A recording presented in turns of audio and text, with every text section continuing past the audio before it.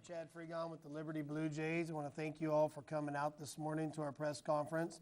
We had a rough game last week. We lost 31-28 to Lee Summit, dropping our first game of the year, and our record's now 3-1, headed into kind of the middle stretch of our season, and have one more road game before getting some games at home finally on our schedule. So I'd like to open it up for some questions this week and talk about our upcoming games or this past week.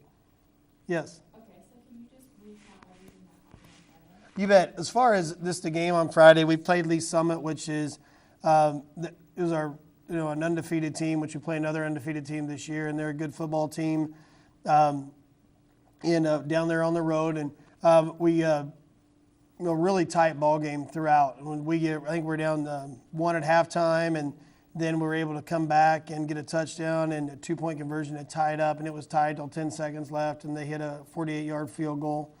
And one of those we were hoping to be able to chance play overtime where the kid stepped up and made a great play, and one of the best field goals I've seen in high school football. So it was a disappointing end for us. At the same time, we came away from that game with a lot of things I think that we know we need to work on, and then also really happy with some of the things that we did throughout the game in terms from a competitive standpoint. Yes? Okay, so you said you went out of that game knowing some things that you need to work on. What are some of those things? Well, I think the biggest thing is we turned the ball over 3 times, and they scored on all 3 of those turnovers. So that was something that was that we needed to, it's a focus for us that we know against really good football teams we're not going to be able to turn the ball over and give them ball in that field position and expect to come away because they're a really outstanding offense. So that was one of the biggest things that we had with that. And then we had 2 touchdowns called back on penalties, and they were legit penalties that came in. We know we got to cut down on it. We cut down on our overall penalties, but these were 2 that hurt pretty bad for us this time.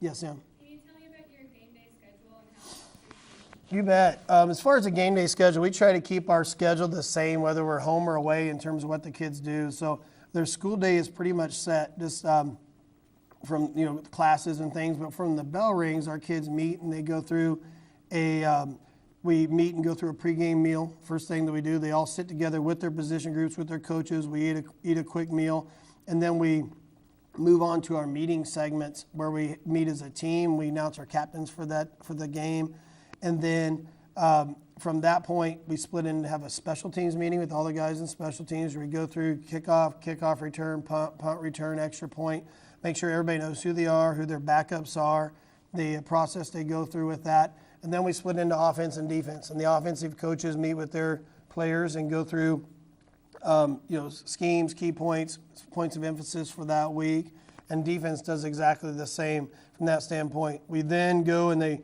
have time where they tape, dress, get everything ready to go for the game, and then before we load the bus, whether it be going to an away game or going over to Jewel on a home game, we get on the field for about 10 minutes and just run through all of our stuff the last time. The defense will set up an offense, how they're going to line up and what things they're going to look for, and then offense will run through our plays just on air of our first few openers or plays that we have scheduled to go through, and just make sure we're 100% clear on everything before loading the bus. So it's kind of a game day process that our kids are used to, and then we try to erase any doubts so we know if going in that we are clear and where. And then, of course, we have to adjust once the game starts. A lot of times, the other team has adjusted and done some things, and after we see kind of what they came out in order, to counteract what we're going to do, make those adjustments on the sideline, and kind of do the same thing again at halftime, where we see the things we need to. One thing last week I was really proud of, especially on the defensive side of the ball, after giving up 21 points in the first half, we held them to 10 in the second half, 1 touchdown, and the late field goal. But our defense really played well against a team that was averaging, a lot of points a game and a very talented quarterback and receiving crew and running back, for that matter, for Lee Summit. So I was real happy with the defense and how they played that second half. We ended up getting 3 turnovers on 3 interceptions. Irvin Leonard had an interception in that game. That was real big at the end there. Kellen Turner had an interception on the first play of the game where he was able to come out with that. And then Jacob Zimmerman had an interception to close out the first half. So we were able to get some stops there, but really, just not quite enough to come up with a victory on the road against a really good team. Yes? before the game? What are their responsibilities? Okay, thanks for asking that. Our team captains, and I think probably every high school team maybe does this a little different, but every week what we do, we kind of have a rotating captains for each week. We pick out one person for offense, one person for defense, one person for special teams play, and then another person from our scout teams or from our sophomore and JV games that we feel. And really, we're just looking for somebody we feel has either stepped up or is just playing really well or displayed good leadership skills or traits that week. And so coaches meet on this, and usually a lot of times it's over email and stuff. We talk about who we want to be captain that week and whatever it may be. And we announce those, and they come up. Some kids get it multiple times a year. Sometimes it's just, once or twice. And it's just kind of a neat thing that we do to recognize kids that are doing the right thing. And as far as their game day responsibilities, they're our first to walk out. When we walk out, they're at the front of our line. And then as far as they go out for the coin toss, we talk about, depending if we're going to take the ball or defer to the second half, whatever it may be. And then they're also the spokesperson if there's a penalty, whether we accept or decline. And they interact with the referees throughout the game. So it's kind of, even in a loss last week, I got a report from the official that on the state website that he wrote in that our number 85 was an outstanding leader on the field, which I fully expected. Jacoby Swanson is our senior class president at Liberty High School, and he was our captain last week, and is an outstanding kid. And it was just neat to see somebody else recognize that. He doesn't have any clue who Jacoby was going into the game, but was able to see how good of a leader he is and how he displays himself in a competition in that area. All right, yes. Okay, so, this week, who are you playing and what are they, what factors are You you bet. have to prepare for? Okay, this week we played Blue Springs, and I was just thinking on my drive in this morning. We're in week 5, and we haven't played a team yet with a loss on their record. They're undefeated, and they're ranked number 1 in the state, and they have not lost since October of last year. They're last year's state champions, and a very good football team. They, when you watch them on film, they're solid at every spot. They're very well coached, and they do a great job. And as far as us preparing for them, we know a little bit. They're a very aggressive defense, and they have played some really good competition. We know we're going to have to play really well offensively, and then as far as defensively, they returned the Simone Award winner and Dalvin Warmack, the running back, who was the top player in Kansas City last year. And we know that they kind of base their offense around his run game, but they're able to throw it too. They're just a very good football team. And there's no accident they're ranked number 1 in the state, and we know we're going to have to play our very best this upcoming week. Yes? What did you say to the team in the locker room right after? We meet right after the game, and we had a heartbroken group right there after losing that game. And it was in the past, I felt like we played some games where we kind of gave it away or this, that, it was something. And I was proud of our kids for how hard they fought, because they did get a stop, at the end there, and then were beat by just an incredible play by their player putting that through. And so I told them, all we can do is control ourselves. Going in this week, have a great practice week and get better. And I was really proud of their effort and how they handled themselves throughout this game and through the competition.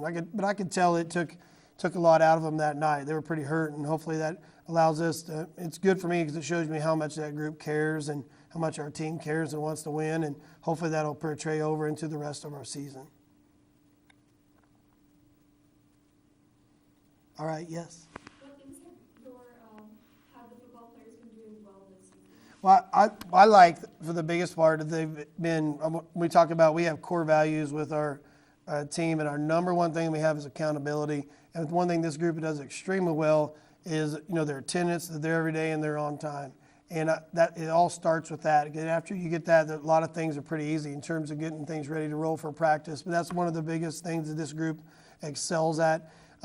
Happy with that leads into good practices, and I feel like we've had not a group that's really up and down in terms of their practice performance, but a real steady group, and hopefully that usually always carries right over into how they perform in games. We haven't had games where we've been up or down. We've been pretty consistent with that. So we been real pleased with that. Our special team play improved a lot last week. We had a fake punt we executed perfectly to Jacob McGowan and got a first down. And then in the second half, we had another punt where Jacob Zimmerman got a first down where he was running the football. So we were real pleased with how both those things went. And then Lee Summit last week was a team that had returned 2 different times. They had returned touchdowns in their special teams game, and whether it be kickoff return or punt return. And had another time they got it down to 10, and I was real pleased with how our team contained them and kind of took that part of their game out of it so they weren't getting points there.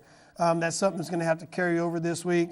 Blue Springs last week, scored 2 defensive touchdowns. They've blocked 4 punts on the year coming up, so we know that we're going to have good play within our special teams this upcoming week to not give them points or field positions in that part of the game. Yes? Can you tell me a little bit about your JV team? You bet. Our JV team, I just watched them last night. They won 33-0 over Lee Summit, which I was really proud of them for doing that. Earlier this year, they beat North Kansas City. I believe it was 28-7 in that game, and then lost a close game to Ray Peck. I think it was 25-14 or somewhere around that range. Then they didn't have, Lee Summit North doesn't have a JV team this year. They just fielded a sophomore team, so we just played those 3 games. But last night was a night where we were able to, as a varsity coaching staff, we got to have a practice, able to watch most of the second half, and a lot of kids got to play.